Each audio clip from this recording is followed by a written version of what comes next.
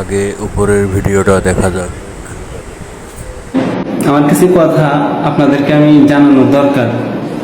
আপনারা যারা বিদেশ আসতেছেন, যারা আসবেন, সামনে যারা আসবেন, তাদের উদ্দেশ্যে আমার কিছু কথা। আপনাদের আত্মীয় স্বজন এবং ভাই বেড়াদার, যদি আশেপাশের ভাই বেড়াদারই তো বিদেশ আসবো, যদিও আসে, তাদেরকে একটু বললেন, একটু বুঝিয়ে বললেন, যাতে এইভাবে কেউ জানি না আসে, দালালের খপ্পরে পড়ে জানি না আসে। নিচের ভিডিওটা দেখা যাক। 50টা পাসপোর্ট আছে, কিছু পাসপোর্ট আছে আলজেরিয়ার, কিছু পাসপোর্ট আছে জর্ডানের, কিছু আছে সৌদি আরবের। অনেক মানুষ বিদেশের বাবদে অফিসে টাকা জমা দেন, টাকা ধরা খান। কিভাবে ধরা খান জানি না। আমার সাথে যারা লেনদেন করে ডিরেক্টলি স্ট্যাম্পের মাধ্যমে, ব্যাংকের মাধ্যমে, আমাকে যারা বলেন আমি দালাল, আমি কিন্তু দালাল ঠাফাই। আমি দালাল ঠাফায় কিন্তু দালাল হয়েছি। যারা আমার সাথে লেনদেন করছেন তারা যদি কেউ বলতে পারেন যে মঞ্জুর কাছে টাকা পান, আমার অফিসে আসেন।